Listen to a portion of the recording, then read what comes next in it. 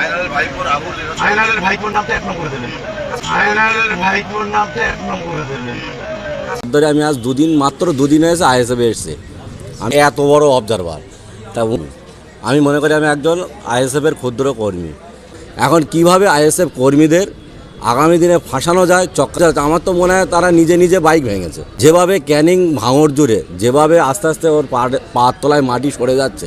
মুহূর্তে আমার পাশে বসে আছে সদ্য দুদিন হলো জয়েন করলো আইএসএফে শওকত ঘনিষ্ঠ এবং তৃণমূল কংগ্রেসের একেবারে কর্মী। তিনি কিন্তু জয়েন করার পরে আইএসএফে আজকেই শওকত মোল্লার একেবারে কাঁপুনি ধরে গিয়েছে। বা জানেন, ক্যানিংয়ে একটা হামলা হওয়ার অভিযোগ তোলে শওকত মোল্লা, তাদের কর্মীদেরকে মারধর করা হয়েছে এবং ভাঙড়ের যুবক শওকত মোল্লা এতটা আতঙ্কে আছে, আজকে কিন্তু সেই ভিডিওর মাধ্যমে বোঝা যাচ্ছে এই দাদাকে মেন কেসের আসামি করার একেবারে নিদান দিচ্ছেন।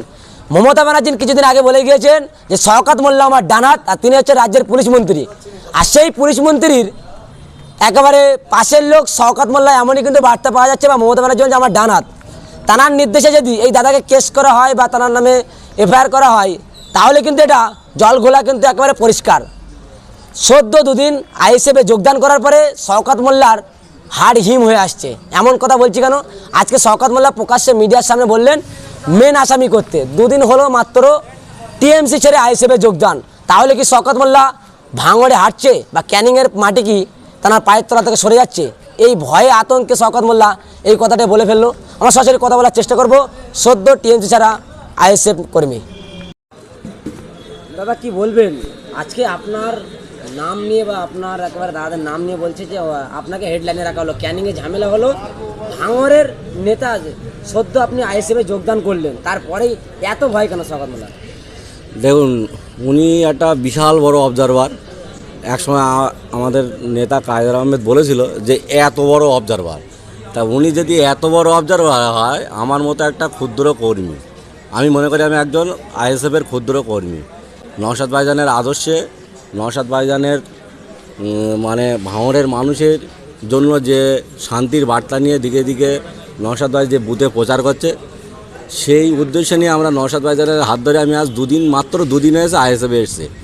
আমি আইএসএফের অঞ্চল নেতৃত্ব ভালোভাবে এখনও চিনে উঠতে পারিনি। তারপরেও এই দুদিনের মধ্যে ওনার মতো একজন নেতা, উনি বিশাল বড় নেতা, ওনার ডান পাশে বাঁ পাশে পিছনে সামনে সবসময় দেখবেন সিকিউরিটি গার্ড থাকে প্রচুর। তারপরেও আমাদের মতো একটা সাধারণ কর্মী, আইএসএফের যারা নেতৃত্ব আছে, আমরা তাদের সাথে সহযোগী হিসাবে এসেছি। তাই নিয়ে ক্যানিংয়ে একটা ঝামেলা হলো। এখন ওটা ঝামেলা হয়েছে কি না হয়েছে সঠিক কোনো তদন্ত হয়নি। ওরা হয়তো নিজেরা যেভাবে ক্যানিং ভাঙড় জুড়ে যেভাবে আস্তে আস্তে ওর পায়ের তলায় মাটি সরে যাচ্ছে, এখন কিভাবে আইএসএফ কর্মীদের আগামী দিনে ফাঁসানো যায় চক্রান্ত করে, সেই চক্রান্ত আমার তো মনে হয় তারা নিজে নিজে বাইক ভেঙেছে।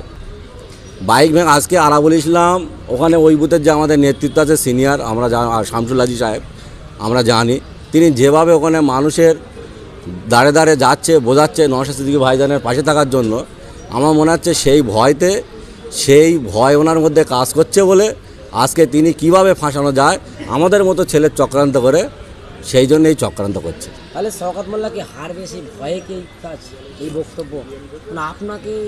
এই কথাটা আমাকে না জিজ্ঞেস করে ভাঙড়বাসীকে জিজ্ঞেস করে বলে দেবে। উনি হারছেন 100% এবং বিশাল ব্যবধান নিয়ে উনি হারবেন।